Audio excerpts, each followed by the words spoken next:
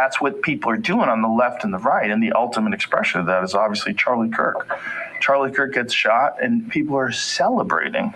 Like, whoa, whoa, whoa, whoa, whoa. You want people to die that you disagree with? Like, where are we right now on the scale of 1 to civil war? Where are we? Are we at 7? Because I thought we were at 5. I thought we were like 4 or 5. But after the Charlie Kirk thing, I'm like, oh, we might be like 7. This might be like step 7 on the way to a bona fide civil war. But is it really? Let's get after it. I'm James Merritt, Emergency Manager and Career Soldier, and this is Readiness Nation. So there are a lot of sources of instability in the US today, and many are speculating that we're on the brink of civil war because of it. So today we're going to examine the socio-political situation in the US to see if it has the potential of driving us over the edge into civil war. Or if we've been in similar situations before, and though harrowing, didn't lead to a civil war. But if you're new here, I'm a 21-year veteran of the US Army, having started out as an enlisted combat medic. I then commissioned as an infantry officer, and I'm currently a civil affairs officer. As for my education, after completing 3 degrees in technology, specializing in the organizational sciences, I did doctoral level cross-training in policy analysis and macro-developmental economics. And because it's always important to announce your biases up front, I'm empirically a moderate centrist according to the 8-factor political test, and I've been working on developing moderatism as a perspective of policy analysis since 2012. That all relates to our conversation today because one of the primary things we do in civil affairs is stability operations, which includes both preventing national crisis before it happens as well as getting things back to normal as quickly as possible when it does. To understand how that's actually done, we need to take a look at the doctrine and the models that we use to conceptualize civilization as a system, and understand the sources of stability and instability within that system. So first we have the U.S. Army Stability Operations Series of Doctrine, 3-07, uses the Fragile States Framework, in which a destabilizing state is considered a failing state.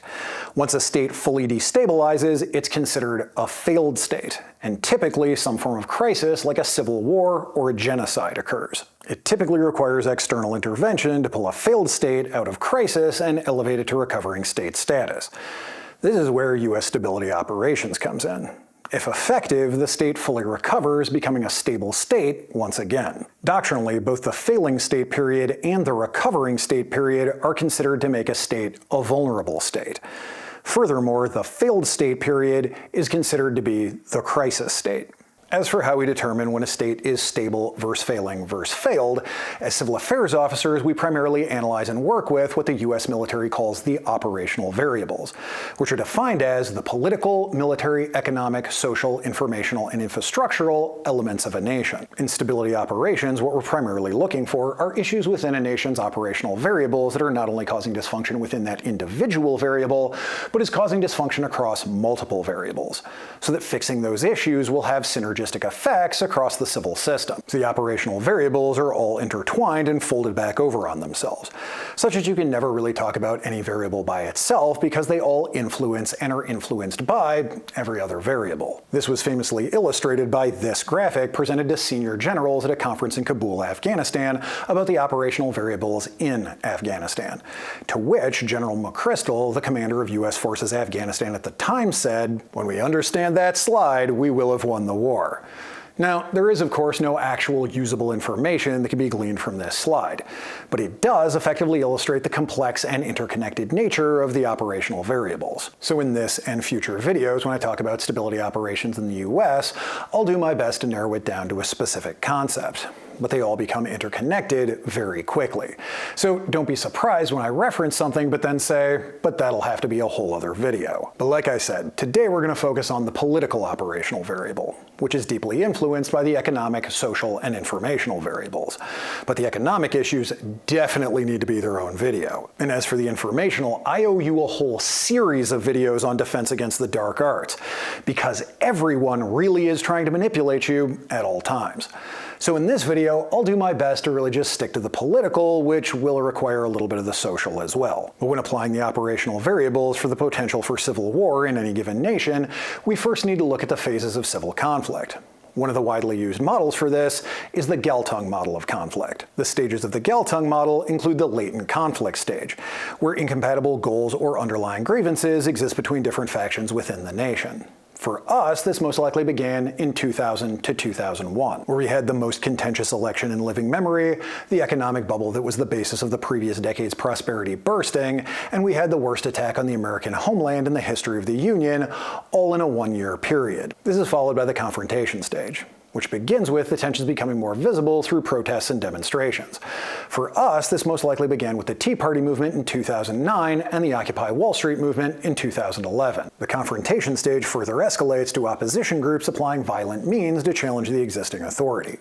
We've seen this continue to intensify from the Ferguson riots of 2014 to the George Floyd riots of 2020 to the immigration riots today. Furthermore, the assassination attempts on Representative Gabby Giffords, Representative Steve Scalise, Justice Brett Kavanaugh, President Donald Trump, and Governor Josh Shapiro, as well as the assassinations of Senators Clementa Pinckney, Judge John Romer, Speaker Melissa Hortman, and Charlie Kirk, are all characteristic of the late confrontation stage. And finally, the confrontation stage is characterized by psychological warfare throughout.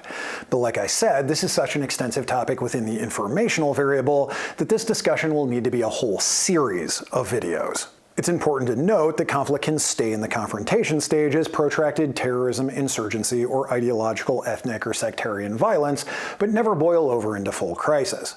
This would include instances such as the Troubles in Northern Ireland. The crisis stage is when a conventional civil war would break out if conventional civil war is to break out. Conventional civil wars come in two varieties. The first is when a region of a country is fighting to break away and become its own country. This is, of course, how we won our independence from the British in the Revolutionary War, and what the Confederacy was trying to do in the Civil War. The second variety is when a dissident faction within a country is fighting to overthrow that country's government and establish a new one. This would include instances such as all of the French revolutions as well as all of the communist revolutions. So the key question here is, are we going to move past confrontation and tip over into full crisis? To answer that, I have some good news and some bad news. We'll cover the good news first. And it begins with the career political class. Now, a lot of people will probably find what I'm about to say disheartening. But when it comes to if there'll be a civil war, it's actually great news. And that is, politics is just a game, and politicians are just actors. What I mean by that is overwhelmingly all political maneuvering, every invocation of an arcane rule, and every lawsuit is just politicians playing the game. And the ones that have been there forever know how the game is played, know where the lines are, and how far they can push them before something really dumb happens. Even in the cases of lawsuits, indictments, and impeachments, they know what'll actually happen and what's just for show. It all falls under the old NASCAR saying, rubbin' is racing, meaning you can grind off a guy's paint job passing him and it's no harm, no foul. But you can't do a pit maneuver causing him to spin out into the wall. Furthermore, all politicians are just actors playing in a reality TV show for your votes. They'll say whatever they need to in any situation if it curries favor with their supporters. They'll say things they know aren't true, and they will definitely weaponize your own ignorance against you. So that sounds like we have a completely dysfunctional political system. How could all of that possibly be good news? Well, as I discussed in my video, Could America Break Apart?, there's no way for any state or coalition of states to win a military victory for independence. Furthermore, there's no state or coalition of states that would be economically viable on their own. And the fracturing of the United States would almost assuredly trigger a global financial collapse. So the good news is that all career politicians know that. They know that there's no way for them to win if this actually escalates to a conventional civil war. Like I said, they know where the lines are and they know how far they can push. And they'll say whatever crazy stuff's required to win the reality TV show, but they never actually cross the lines. I mean, Donald Trump got reelected and California didn't secede. The Supreme Court still only has 9 justices, and the District of Columbia still isn't a state. And why do you think they didn't let Bernie Sanders become the Democrat nominee? The Democrats may be constantly dog-whistling to their extremist fringe to try to consolidate their power, but they know that an avowed Marxist in the White House would cross one of those lines. So as duplicitous, conniving, craven, and morally and intellectually bankrupt as our career political class is, they're not going to flip over the apple cart. Not on purpose, anyway. They have everything to lose and nothing to gain from actual war breaking out. The next thing we need to do is correct your understanding of what the political landscape in America actually looks like. You've repeatedly been told the lie that it's one half of America against the other half. But the most passing glance at the data shows that this isn't even close to true. Gallup polling data shows that for the entirety of this century, at a minimum, the middle third of America has not affiliated right or left, politically speaking. Furthermore, for the majority of this century, the preponderance of the American people have not affiliated right or left. And in the last 15 years specifically, that number only dipped below 40% in 3 of those years. Additionally, this data from Gallup on the desire for a viable third-party option shows that for the majority of this century, between 40 and 63% of Americans wish that they had a viable third party to vote for. And again, in the last 15 years, that number has only dipped below 58% in 3 of those years. Given the fact that we see a significant uptick in both of these data sets roughly around the time period that social media really matured as a technology, we can safely say that as the political rhetoric promulgated on social media gets more and more extreme, an ever-growing preponderance of the American people are actually getting more and more turned off by the whole political dichotomy and want no part of what either side is offering. Furthermore, this YouGov poll from September shows that 87% of all Americans agree that political violence is at least somewhat of a problem. And only 11% of Americans think that political violence is justified. And even if we include the 6% who preferred not to answer this one, it's still only 17%. As such, the socio-political critical mass required to initiate and sustain anything resembling a conventional civil war is actually shrinking, not growing. So between dissident government actors understanding that there's no way for them to win a conventional civil war, and an ever-growing preponderance of the American people wanting no part of even the political rancor we currently have, let alone an actual shooting civil war, the possibility of a conventional civil war is almost assuredly off the table. Does that mean we're completely out of the woods? Not by a long shot.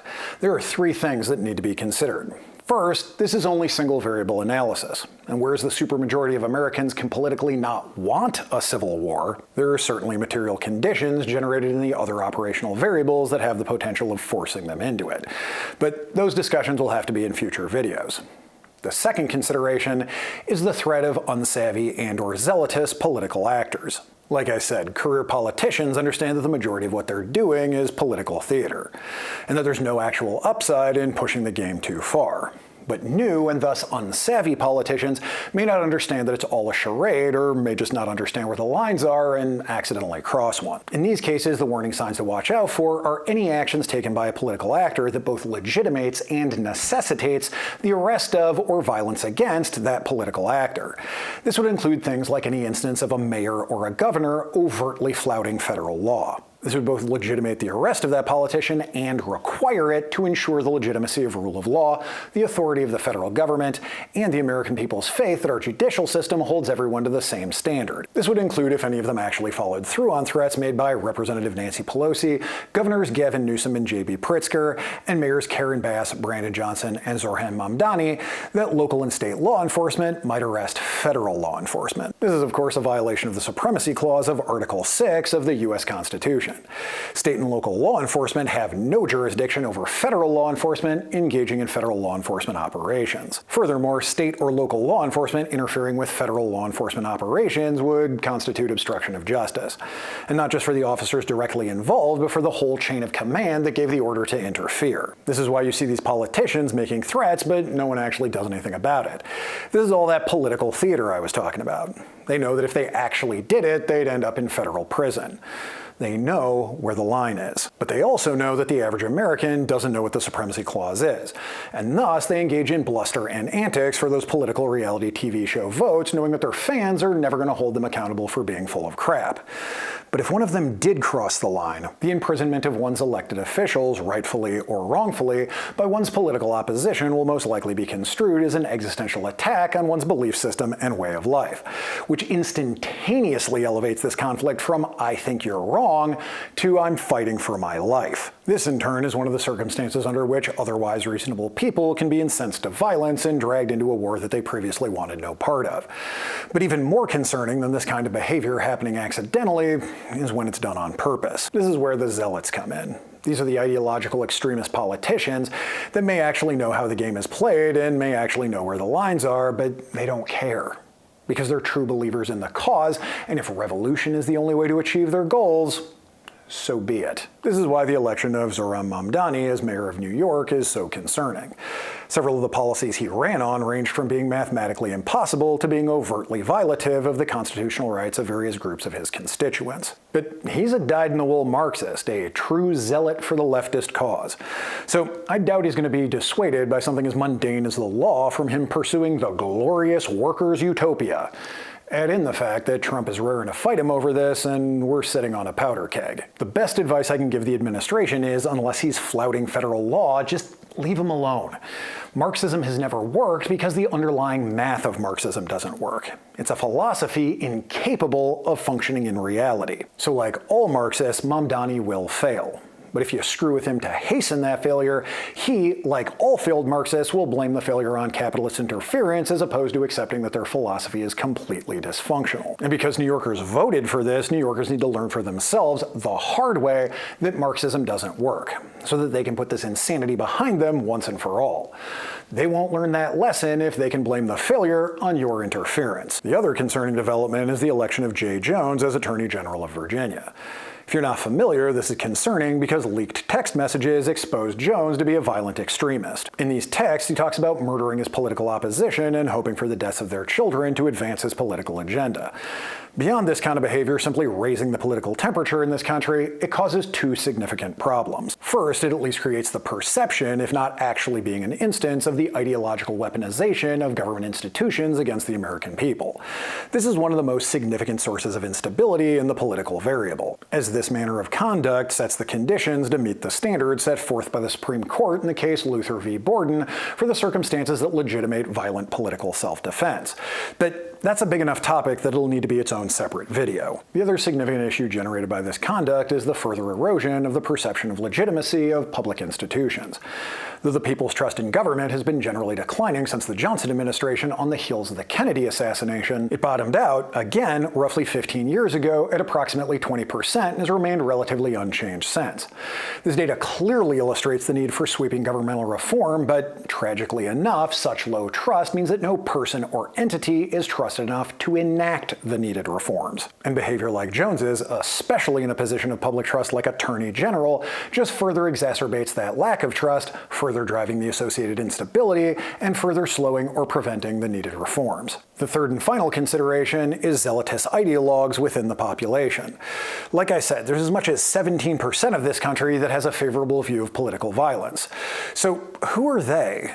For that answer, we turn to the Hidden Tribes of America study from 2018, which finds that only 14% of Americans, 8% on the left and 6% on the right, hold extremist views. But everyone else in the country falls between the rightmost edge of traditional conservatism and the leftmost edge of traditional liberalism, which in the world of policy analysis isn't actually that far apart. So the first major takeaway here is that it's nowhere near half of the country wanting to fight the other half of the country. It's less than 10% of the country wanting to fight less than 10% of the country. But each side is trying to pull their half of the country in on it. This is primarily done by trying to scare you into believing that the whole other half of the country is its extremist fringe, and that you, a perfectly reasonable non-extremist, is under existential threat. And if you don't take up arms right now, your way of life will be lost forever. Now, is the extreme fringe on each side exactly as gross as they're made out to be? Why, yes. Yes, they are. And that extremist fringe does in fact want to destroy you, your way of life, and everything you hold dear. But the data is very clear. It is less than 10% on each side. It only seems like more because social media is causing this extremist fringe to be the loudest and most visible segment of each side. As such, the average liberal or conservative may fully understand that their own fringe is dangerous and destructive, but they're more scared of the other side's fringe, which their own fringe has convinced them is the whole other side of the aisle. This is how otherwise reasonable people can be terrified into doing violent and irrational things. But the only way these extremists get their war is if you give in to your fear. Otherwise, they'll always be relegated to terrorism and insurgency. Now, protracted insurgency is entirely plausible, and that, of course, will need to be a whole separate video. But fighting an insurgency that has very limited popular support is orders of magnitude better than fighting a conventional civil war. So according to the doctrine and the models, are we well on our way to a civil war? I'm afraid so. their extensive sources of instability, and several indicators that we're a failing state. But whereas you've been led to believe that our politics is one of the leading causes, the truth is it's only a fringe minority on each side that believes in and is pushing for violence. The overwhelming majority of Americans don't actually hold extremist views, don't believe political violence is acceptable, and certainly doesn't want war. The middle 86% of us still believes in America, the Constitution, and the Enlightenment values on which they were predicated. We aren't even actually that far apart when it comes to policy. So we can work it out and live together if we deal with our extremism problem. But that's going to be it for me. So if you found this information useful, give me the old controlled pair on the like and subscribe buttons. If you found this information useful enough that you want to buy me a beer about it, there's a link to my Patreon and Subscribestar in the description. So until next time, this is James Merritt for Readiness Nation, reminding you to always be the master of your fate, the captain of your soul.